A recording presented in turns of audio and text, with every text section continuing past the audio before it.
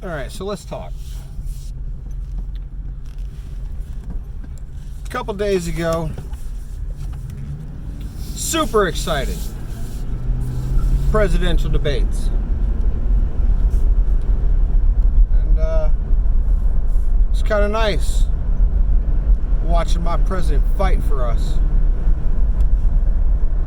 Granted,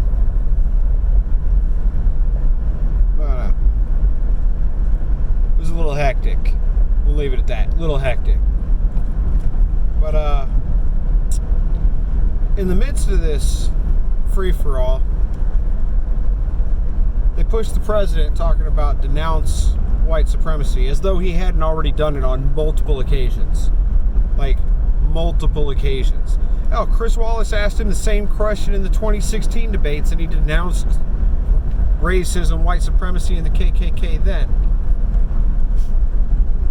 When they asked him to denounce white supremacy, he's like, sure. Who do you want me to denounce? And Biden throws out the name Proud Boys. And Trump's like, hey, I don't really know anything about them, but sure. They're white supremacists, I'll denounce them. And let me tell you, the attention that the Proud Boys organization has received since then has been overwhelming. Because suddenly 90 million people heard the name Proud Boys that had never heard it before.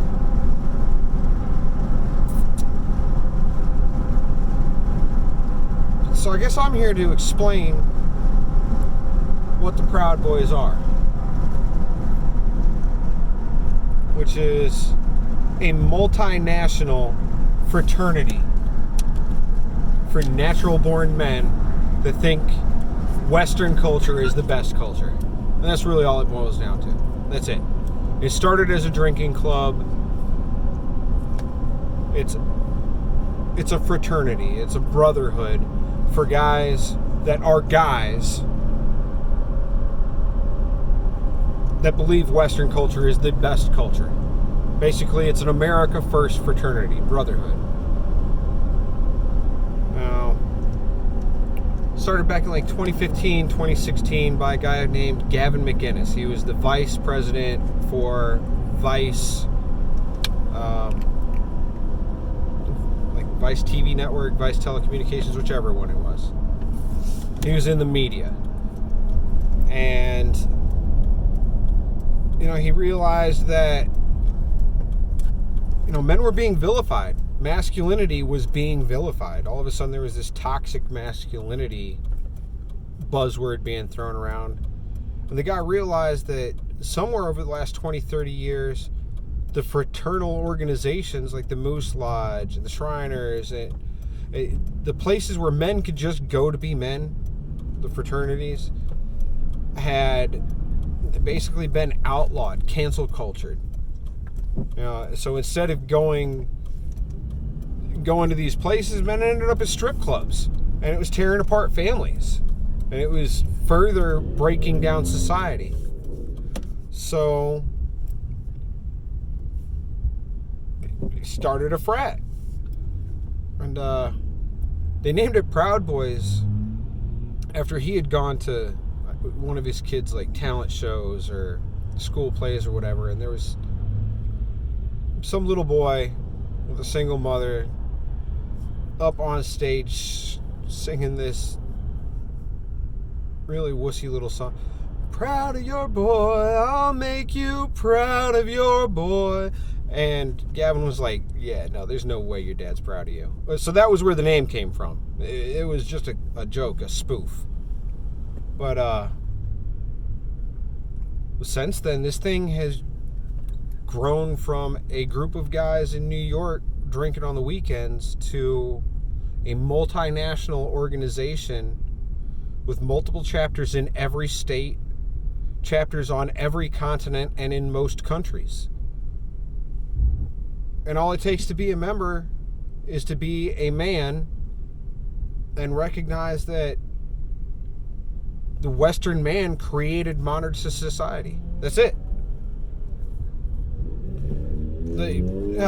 Electricity, telephone, car, assembly line, airplane, computer, internet, drag cars. It all happened here, Jack, and that was American men that made that happen. So we're not apologetic for it. We're men. We're proud of being men. And we're not going to let you cancel culture us out of society. There is nothing toxic about being a man. Just like there is nothing toxic about a woman wanting to have children and keep her home. And that happens to be another one of our tenets. For those of you that call us misogynists. Far from it. We hold the housewife in the highest esteem because we all had mothers. And the vast majority of us have a spouse at home who gave us children and a home. Because that's the reality of it. A woman makes your home. Men live in houses. Husbands have homes. And we believe strongly in the nuclear family. Very strongly. I mean, children need fathers just as much as they need mothers. It takes two to make a baby, and it takes two to raise them. So for all of you simps out there lying to society about how you don't need a man, you don't need a man. You know what? You can get by in this world without one, but you can't have a kid without one, and you're not going to raise a solid, well-adjusted individual without one. And yes, that happens. To all of you that came from single mothers, yeah, it happens.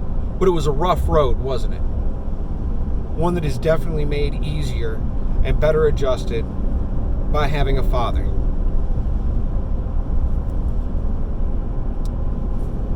Misogynistic. They call us neo-Nazis. We have members of every race, from every continent and every walk of life. Hell, our president is half black, half Cuban. His name's Enrique Tarrio. I think the numbers are something like 40% of our members are not white. And they call us neo-Nazis, a neo-Nazi right-wing hate group. Specifically, the Southern Poverty Law Center, fuck you. The Anti-Defamation League, fuck you. Quit lying to people. Quit lying to people. The reason you've got an issue with our organization is because when your Democratic shock troops, Antifa, hit the streets and started burning Seattle and Portland, the Proud Boys stood up and kicked their ass in the middle of the street. Because we are not going to let that happen. A lot of us are former military, former police. All of us are diehard Americans. We love this country. And the vast majority of us swore oaths to defend and protect against both foreign and domestic. So we see what you're doing. We see you using the fucking Nazi playbook here on American shores again. Antifa's nothing more than 2020 brown shirts. We see you burning books by scrubbing information off the internet. We see it. We see what you're trying to do to our home, and we're not about that. You want to know why the media is so hardcore after the Proud Boys? Because we're fighting their fucking narrative tooth and nail every day. We are as counter to their racist, divisive narrative as possible. As I stand next to my Asian, African American, and Hispanic brothers standing in the streets talking about unity, America first, limited government, maximum freedom. As we cling to our gods and our guns, we counter their narrative. And that's why they hate the Proud Boys. That's why they want you to denounce us, Mr. President. Not because we're white supremacists, or because we're a hate group, or because we're a militia. We're none of the above. We are just masculine American patriots, and we're not willing to apologize or to stick our heads in the sand and let these bastards tear our country apart.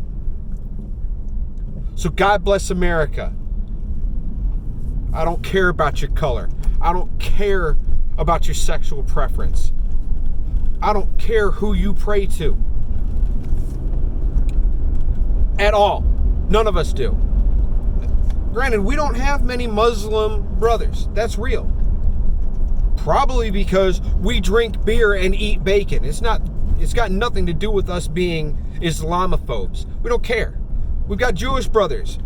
We stood arm in arm at multiple Jewish rallies, pro-Israel rallies. We got no problem with anybody except the enemies of America. And we don't give a shit what color you are. If you don't love America, then you are probably on our shit list. And that's why we're on the media's shit list. So God bless America, no matter what color you are. Proud of your boy, Uhuru.